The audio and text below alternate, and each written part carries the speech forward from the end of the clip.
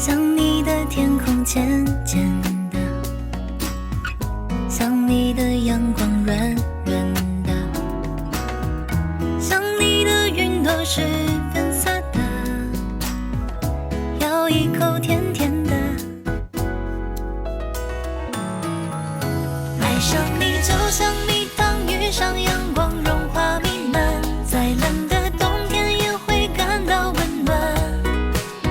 爱上你从今天起都只想要你陪伴，甜蜜的小心机都被你看穿，怎么办？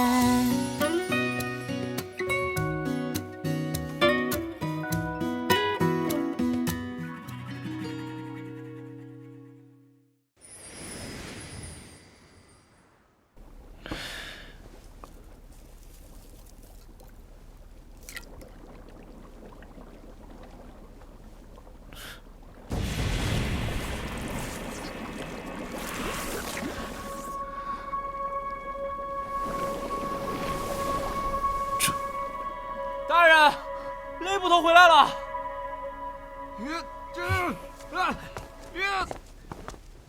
放开我！我要飞天！我要起飞！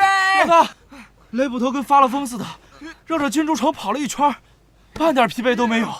后来他又说宫姑娘喜欢醉香楼，要把醉香楼搬到府衙来，这不就把醉香楼牌匾搬回来了。我要起飞！他要搬你们就让他搬啊！不是我，爷爷，你来了！放开我！我要去醉仙楼，把他们家厨子给你背过来！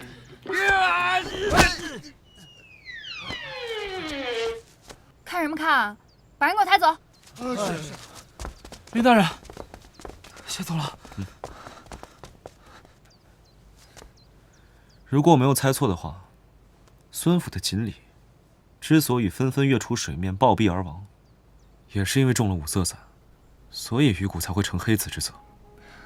我本想用真骨之法验证毒物，不想被那蠢材当了试验品。所以雷捕头中的是五色散之毒。不错，五色散会麻痹人的神经，不仅会让人异常兴奋，还会使人产生幻觉。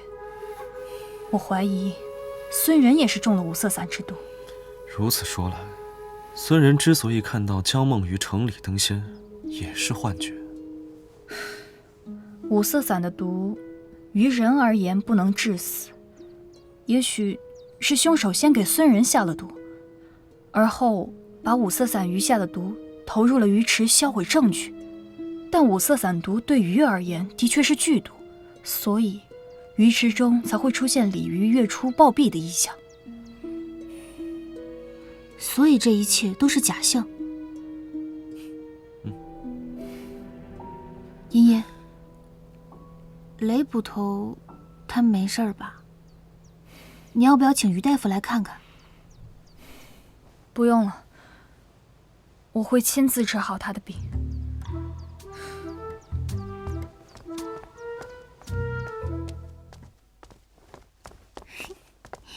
慢点儿，这么高兴？那是自然。鲤鱼化仙是假，鲤鱼池的异象也找到原因了，离真相越来越近了，我能不高兴吗？别高兴得太早了，我早说过，这次的案件古怪，再者，凶手的杀人动机也未可知，这以后的事儿啊，才更难办。依我看，没什么事情能难倒林大人吧？依我看，你这拍马屁的功夫倒是越发熟练了。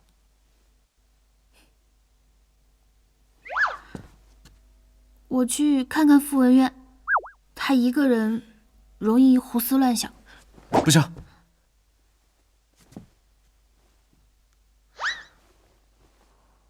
我一个人在府里的时候，也容易胡思乱想。林清秋，你最近越发不对劲了。那你觉得哪里不对劲了？变得和以前一样幼稚。哼。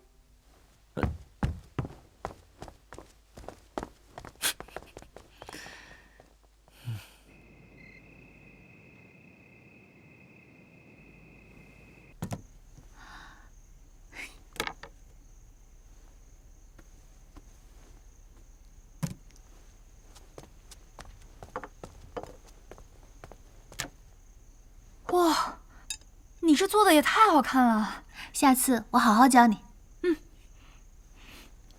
雷雨好些了吗？放心吧，有我在，他还死不了。我觉得他的好日子也不长了。对了，你呢？难得见你下一次厨房，把一个地瓜能做出这么多花样，居然是为了傅文渊。傅文渊最爱吃地瓜，我就做一些给他送到牢里，怕他在牢里吃不惯。好怀念以前啊！现在我最大的心愿，就是希望他能赶紧被放出来。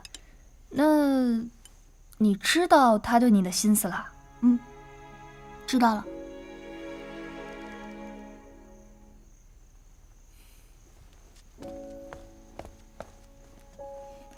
那，你想答应他吗？不，这不可能。他对我而言只是好朋友，不，好兄弟。只是现在他身负冤案，经不起双重打击。待他洗清嫌疑出狱，我自会向他将一切都解释清楚。哎呀，看来我表哥得努力了，早将傅文渊救出一日，你就早一日拒绝傅文渊。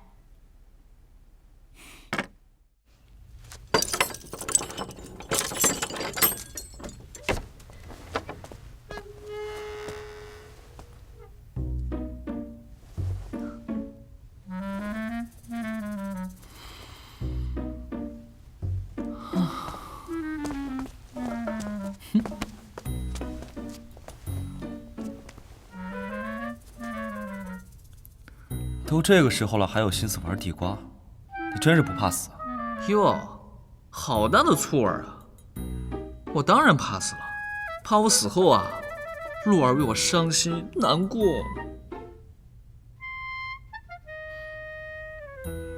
你有吗？人证物证俱在，你死定了。究竟是何人设计陷害我？这就要问问你自己，到底得罪过何人？我得罪的人多了去了，要说是最恨我的嘛，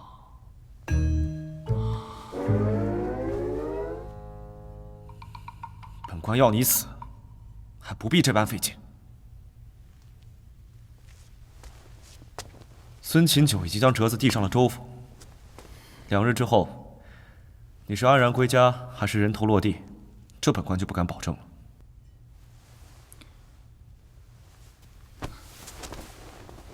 林清秋，如果我难逃一死，我只求你将鹿儿与我撇清关系，护他周全。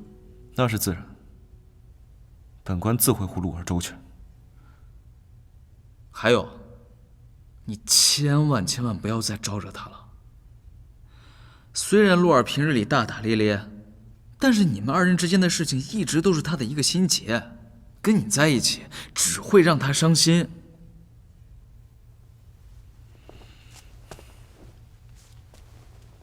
照你的意思是，你就算死了，也不会让鹿儿和我在一起？你也可以这么理解，这1年来他好不容易走出来了，你不要再让他伤心了。鹿儿这1年多来受的所有委屈，我会用一生来弥补他。所以，你的这个意愿，本官怕是不能答应了。你。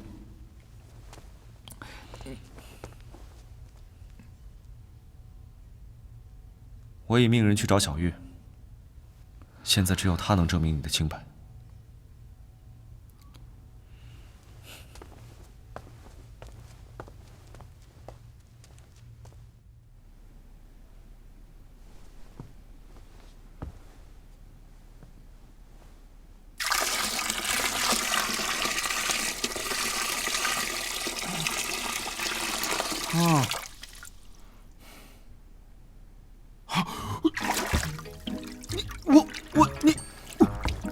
你捂什么啊？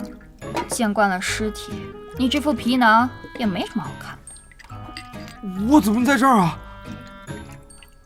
你中了五色散的毒，我得用药浴帮你把毒素蒸出来。不想死就给我好好待着。原来如此。过这毒让我中的不痛不痒。我还做了个美梦。梦到什么了？说啊，梦到什么了？梦见了我把醉仙楼的牌匾颁给了你，还梦见了我亲了你一下。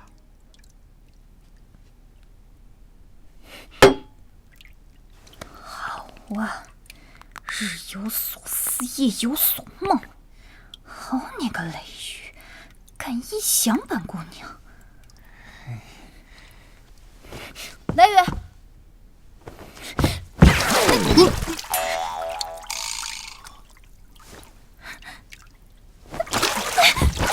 你听我解释，你别打我呀！不是，我放开你！我不是故意。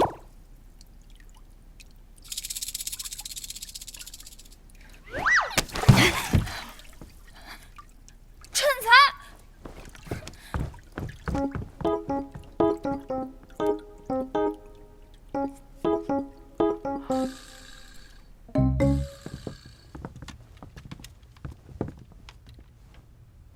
大人，我家小姐送亲路中遇到了山匪，是傅公子救了小姐。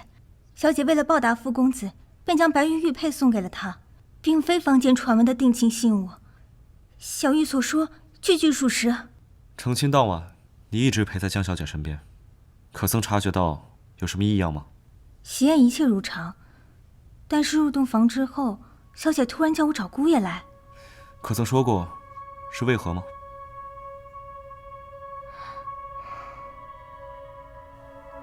多谢，你可以回去了。是。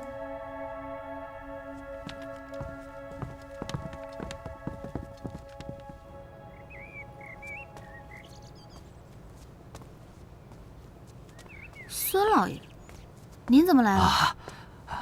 陆姑娘，我今日来是找林大人拿回我儿媳的遗物。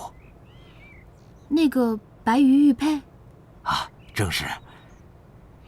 眼下凶手已经归案，此物也该物归原主了。即使是物归原主，也应该还给江家才是啊。你懂什么？出嫁从夫，既然嫁到我们孙家，带的所有东西都是我们孙家的。江姑娘还没下葬，且真凶尚未落网，孙老爷倒是着急起江家的嫁妆了。请陆姑娘海涵，我只是心疼我儿，思念亡妻成疾，想取回白玉玉佩，让她睹物思人。可是我们昨天才见了孙人，他怎么没来向我们索要？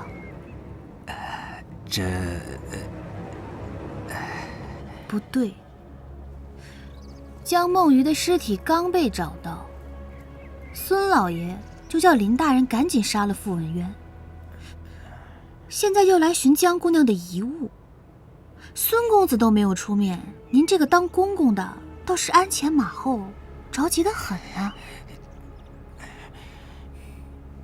莫非这其中是有什么隐情？胡说！我跟你说不着，我去找林大人。哎，这是证物，林大人是不会给你的。无论如何，傅文渊杀害我儿媳一事已是板上钉钉，我拿回儿媳的遗物乃是天经地义。那块玉佩，你们早晚得还给我。哼！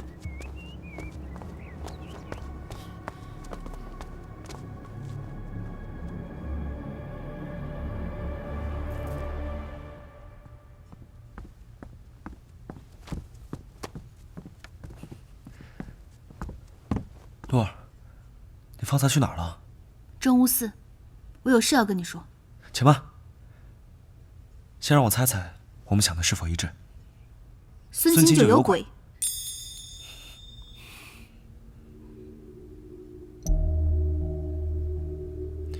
你方才去正悟寺，就是为了去找他？没错。孙清九着急处死傅文渊的时候，我就觉得可疑。如今又急不可耐的来要嫁妆，我怀疑他就是冲着这枚玉佩来的。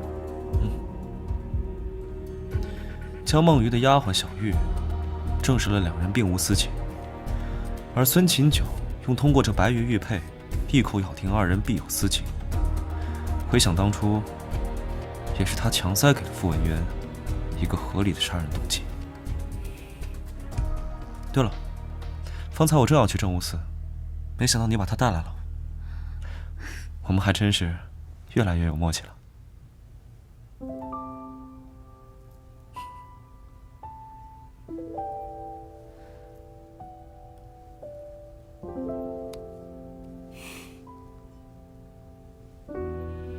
我的意思是，把玉佩给我。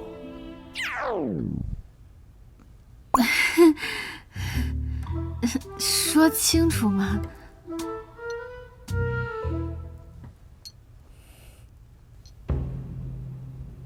怎么样？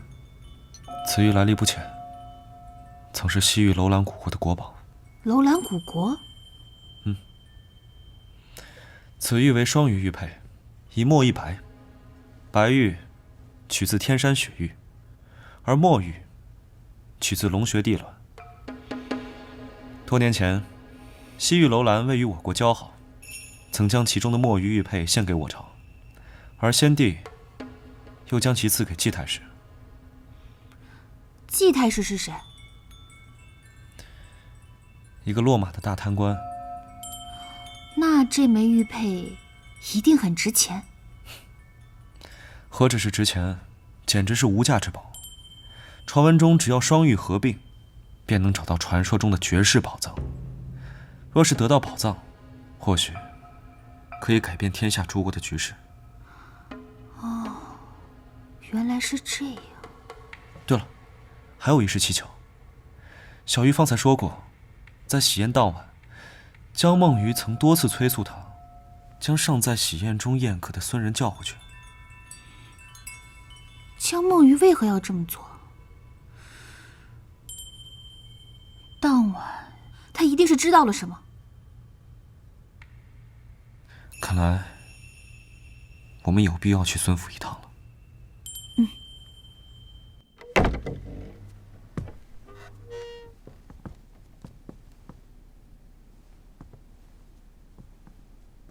这房间里的陈设我一直都没有动过。这里是梦鱼的嫁妆。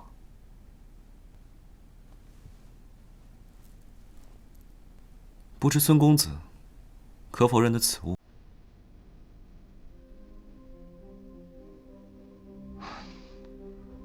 不过，我爹倒是有一个墨色的，和这个很像。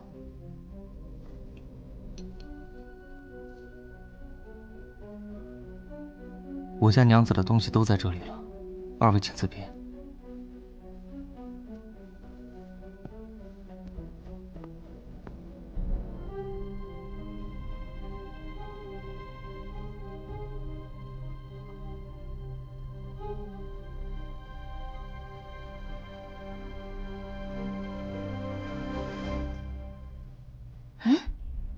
这是李成特有的双面镜，有正反两面呢。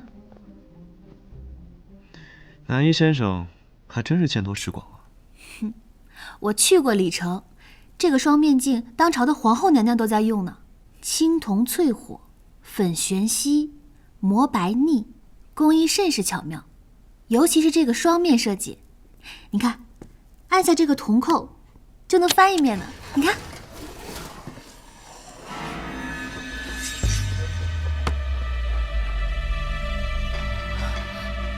孙琴九已报寿，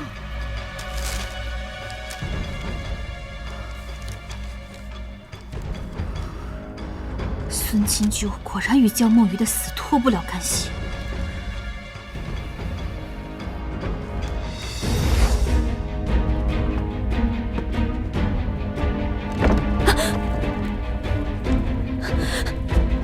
干什么？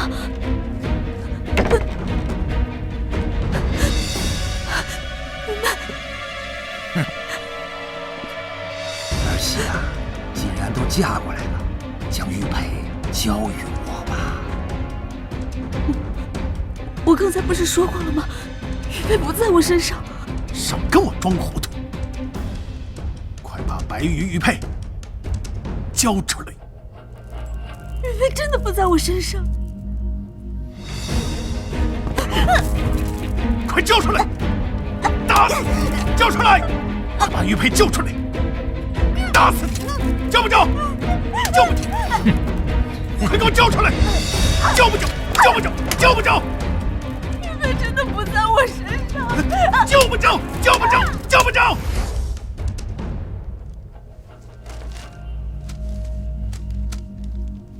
江梦鱼留下这个线索，应该就是想告诉孙仁这个秘密。可是，包胜不是茶馆老板吗？怎么和孙清九关系如此密切？包胜一案尚有诸多疑点，到底是何人多此一举将包胜塞进棺材，再嫁祸于你，还未可知。当务之急就是马上找到孙清九。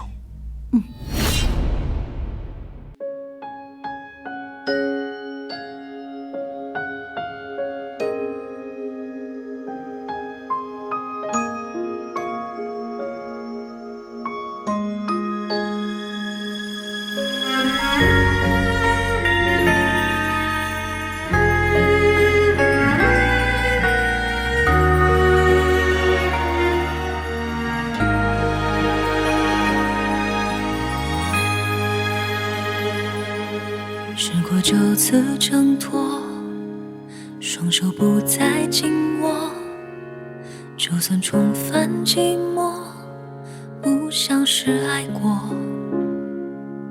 记忆不再更新，停止你的消息，选择忘记，全是故意。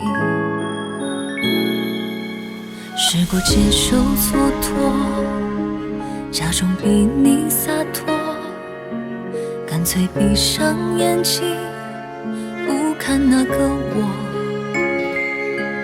直到快分不清，爱你是真是戏，骗过了时间，骗不过自己。我想我会明白，不会再去依赖，只能在记忆里去画爱我的一个你。这离别太儿戏，道别的每一句，对爱懦弱的那个人不是我，是你。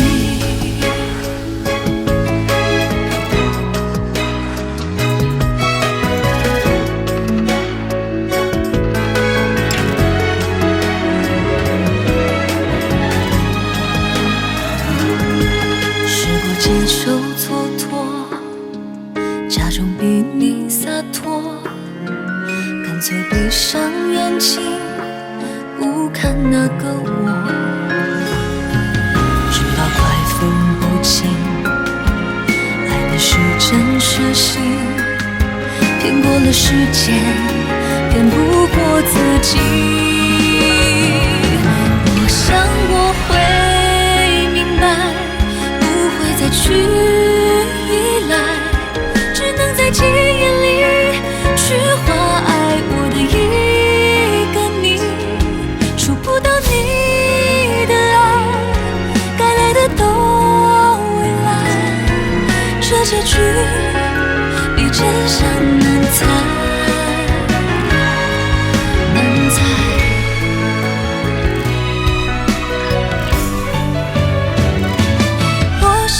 会明白，不会再去依赖，只能在记忆里去画爱我的一个你。这离别太儿戏，告别的每一句，对爱懦弱的那个人不是我，是你。